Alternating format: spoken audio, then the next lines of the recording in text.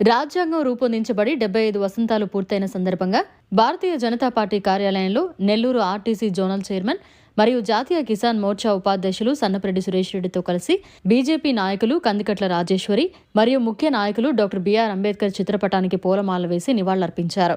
అనంతరం భారత జాతి నిర్మాణానికి డాక్టర్ బిఆర్ అంబేద్కర్ చేసిన సేవలను వారు గుర్తు చేసుకున్నారు. అంబేద్కర్ ఆశయాలను కొనసాగిస్తోంది నరేంద్ర మోడీ ప్రభుత్వమేనని ఈ సందర్భంగా వారు గుర్తు చేసుకున్నారు. మోడీ గారు అనేక సార్లు చాలా స్పష్టంగా చెప్పడం జరిగింది. భారతీయ జనతా పార్టీకి ఇవాళ మేము నడిచేది ఈ రాజ్యాంగబద్ధంగానే భారతీయ జనతా పార్టీ ప్రభుత్వం నడుస్తుంది. మేము సంపూర్ణంగా పెద్దలు అంబేద్కర్ గారు రచించినటువంటి రాజ్యాంగానికి బద్దులు అని ఆయన చెప్పడం జరిగింది.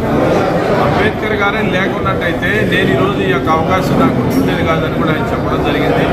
అందుకనే ఆయన అంబేద్కర్ గారి యొక్క జీవితాన్ని ఆదర్శంగా తీసుకునే ఆయన పుట్టినటువంటి ప్రదేశంలో కానీ, అదే రకంగా చదువుకున్నటువంటి లండన్లో కానీ, మహారాష్ట్రలో ఏదైతే ఆయన మహత్ పోరాటం చేశాడో ఆ 3 ప్రాంతాలను కూడా వాళ్ళ ప్రజల సందర్శనార్థం దాన్ని కొనుగోలు చేసి అభివృద్ధి చేసి ప్రజలకు అంకితం చేసిన మహనీయుడు నరేంద్ర మోడీ గారు.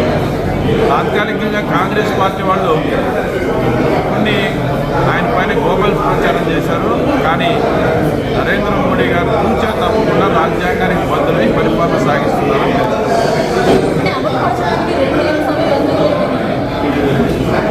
49లో అక్కడ ఉన్నటువంటి రాజ్యాంగ ప్రతి ఏదైతుందో అది తీసుకున్నారు, పెద్దలందరితో చర్చించారు.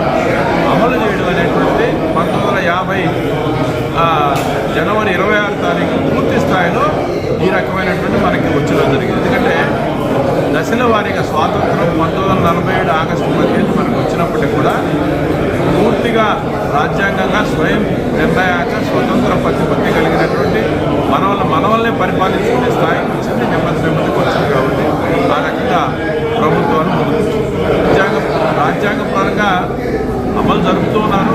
అయినా కానీ ప్రజాస్వామ్యంలో ఇంకా ఎవరైతే ఈ దేశంలో ఉన్నటువంటి అన్ని వర్గాల ప్రజలకి ఈ యొక్క ఫలాలనేటువంటిది అందుబాటులో రావాలా, దశల వారీగా ఆ రకంగా ప్రభుత్వాలు అమలు చేయడం విషయంలో శ్రద్ధ వహిస్తున్నాయి. రాబోయే రోజుల్లో మరింత చేరువవుతుందని భారతదేశ పౌరులమైనటువంటి మనం భారతదేశ రాజ్యాంగాన్ని గౌరవిస్తూ భారతదేశంలో ఉన్నటువంటి స్వతంత్ర భావాలు కలిగినటువంటి భారతదేశంలో ఈరోజు మనం అందరం కూడా ఏ ప్రజల కోసమైతే ఈ రాజ్యాంగాన్ని ఎక్కువగా అందరూ సమానంగా ఉండాలని రచించారో వాళ్ళందరినీ కలుపుకుంటూ ఈరోజు నరేంద్ర మోడీ గారి ముందుకు వెళ్తుంది. ముందు కూడా అన్నిట్లోనూ వాళ్ళ